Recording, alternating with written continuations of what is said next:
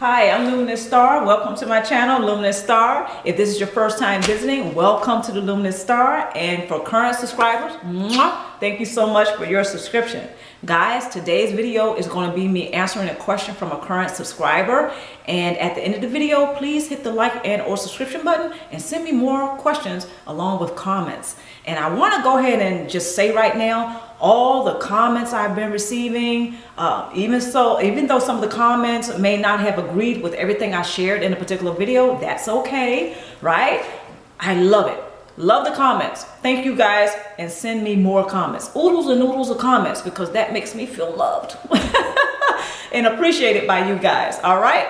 Thank you so much for the comments and the questions. Very challenging, and I love a great challenge. I love it. So send me more questions pertaining to the information in each video. All right, guys, here we go.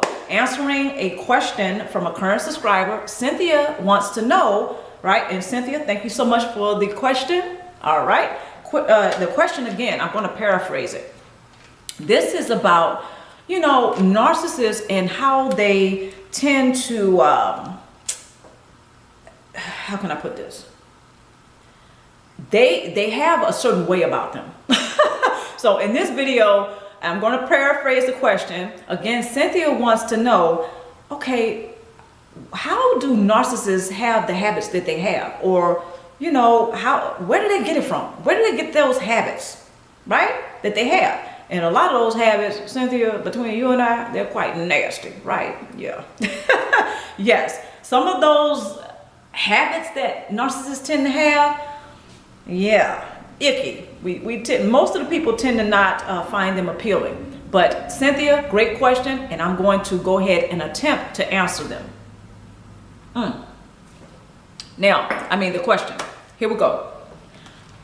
Narcissists, first thing, I'm going to get into, this is my first point. I'm going to get into what the traits are that narcissists tend to have. And here we go. I'm going to name some of them. Narcissists tend to be people who are self-righteous, right? They tend to be people who are they have a strong sense of entitlement.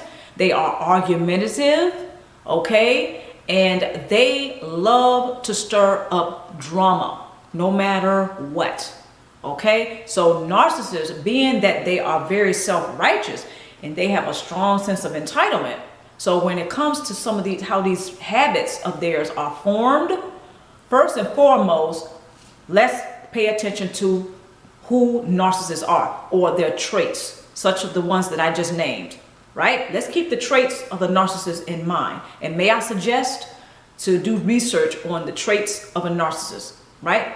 Because this is very important and it speaks to some of their habits. So they kind of correlate. Hope this makes sense. You guys stay with me. Okay, so now when we get clear on the traits of the narcissist, this kind of helps us to peer a little bit more and see a little bit more clearly why they act the way they do, right? Okay, so one of the things, again, that's self-righteousness. One of the habits that narcissists tend to have is when they're argumentative. See, their goal is to get supply all the time, every day, right? So when how are they getting that supply? By being argumentative with you. This is how.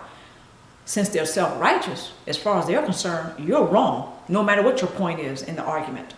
You are wrong, and narcissists, they like that backward and forwardness. They like the back and forth, the cat and mouse, and being argumentative and being engaged in an argument with you. And the more heated, the better, because they're getting supply from you. So one of the habits of a narcissist is, of course, getting supply. That's one of their habits. One of the ways they get their supply is through arguing with you. This is why they love to instigate arguments all the time. They do this a lot. And maybe if you can think back to your own experiences with a narcissist, you can think about those times where they were like, you may have been thinking, wow, if I didn't know any better, I think they were arguing with me. They were starting an argument on purpose. And you know what? You were right. They were starting an argument with you on purpose because they like to antagonize people. Narcissists love to antagonize. And they just like to pick fault finding. They love to fault find. So if something's, you're not wearing a dress that they like, they're going to point that out to you and they're going to start an argument. Therefore, they're going to get more supply. So this is one of the nasty habits, yes, that narcissists have. Being argumentative and being like an antagonist to you. Because if they can get you to react instead of respond, right? Because reactions, what do? We get all into our emotions. The argument gets heated. Sometimes there's blows. I'm not suggesting to do that, but this is how sometimes violence does occur with a narcissist. Narcissists, this is surprising. They usually won't try to get to the physical fight. That's the last results, but they will go to it. They will go toe to toe with you and to get more supply. But they tend to like to be subtle. They'll pick, they'll nag, they'll be argumentative. That's how they get their supply, right? So if you're reacting, you're ready to, you're ready to blow up, right? You may not necessarily go to blows with the narcissist, but the fact that the narcissist sees that you are affected, right? You're reacting, they love it. They get their supply. So one of the nasty habits that narcissists have is that they like to be argumentative because this is how they get their supply. They're very self-righteous. So their aim is to prove you wrong all the time, all day, every day. Okay? So this is one of the nasty habits that they have. Okay? Point number 2. Now, I'm going to go ahead and point number 2 and say that narcissists, they like to instigate. They love to stir up drama, no matter what it is. Now, this can be triangulation. This can be them recruiting flying monkeys and getting all the drama stirred up. And all the while, they're hoping that you will react. Because if you react, you're going to be emotional. Whether that's angry, whether that's sad, depressed, whether you're charging after them, wanting an explanation of why they're doing what they're doing, right? All of that is drama. All of that to the narcissist is drama, therefore is supply. So if you respond, see, you're thinking critically first, and you're less likely to act in a way that the narcissist likes, which is, for instance, charging after them, wanting the validation, the apology, or the explanation. Because they ain't going to give it to you. They're not going to give it. The narcissist is never going to give you that. They just want to see you jump through fiery hoops. They just want to see you react. They get that supply. Every time you do that, they get the supply. But if you respond, you're critically thinking and you're less likely to charge or to pursue the narcissist for anything. And they get no supply. Right? So again, as far as like the nasty habits, where does it come from? It's because the narcissist is a wounded child that must get his or her way all the time, no matter what. They always want that supply. Doesn't matter. And they will use you, me, and anyone to get it. So I hope this answers the question, okay? But I'm going to go ahead and leave it with this. As far as like their opinions, does narcissists, do they learn this from other narcissists? Now, as children, if they have a parent who is a codependent and they have another parent who's a narcissist, that child is not a narcissist yet, not necessarily. Now, from the narcissistic parent, yes, they can learn some of the habits that I mentioned. They can learn that. Now, when it comes to opinions, that's dicey. So I'm not going to touch the opinions. How, why do they have their opinions? I'm not going to touch that. Now, I will say, as far as like their habits that are developed, narcissists can absolutely learn this from their narcissistic parent. As the codependent parent, narcissists can learn how to abuse, use, and get supply from other codependents. Because a child will either side or recognize more the narcissistic parent, the codependent parent, or the narcissistic parent.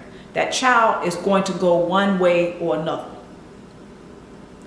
Again, children, and I mentioned this in another video. That's why I'm saying again. I mentioned this in another video. My opinion is children are not narcissistic or codependents. They are taught this from the subconscious downloading. From the program that is downloaded into their subconscious mind from their parents.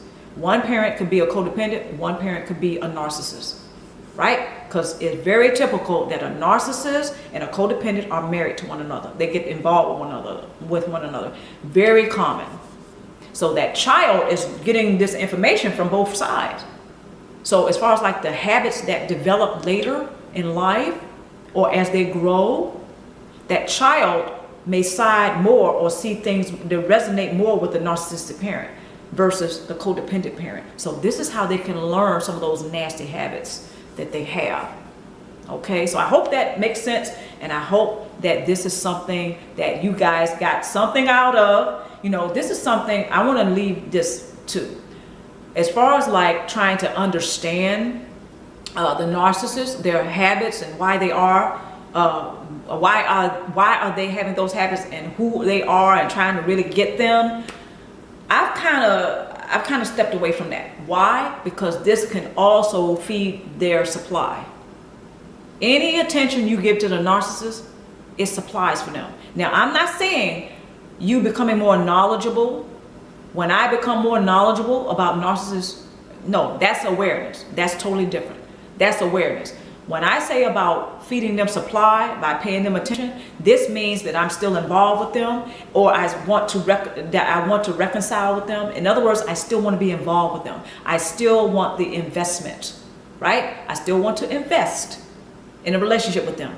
So I'm paying them attention, and I'm trying to understand why they treated me like they did. I'm trying to understand what caused their hurts, their wounds. You know, I may say something like, well, yeah, when they were children, they were probably really hurt and their parents abused them. That's not always the case with a narcissist. That's not always the case. Sometimes they're just spoiled from the codependent parent.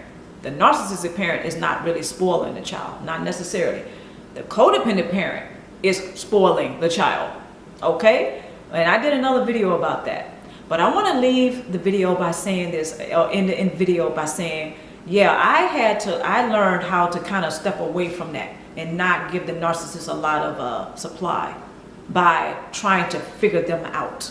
You know, trying to figure out, well, what happened to them and why are they like they are, and still wanting to be involved with them. Cut that out.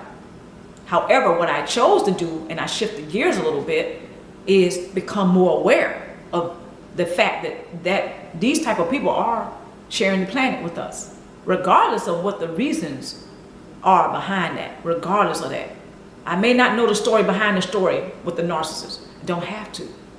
As long as I'm aware that these type of people exist, that's a start. Because just because I'm aware, and I may even know the story behind the story, that doesn't mean I'm interested in investing in a toxic relationship with them. So guys, hope you enjoyed this video, and please leave me comments and questions, and come back and see me. Until next time, take care of yourself.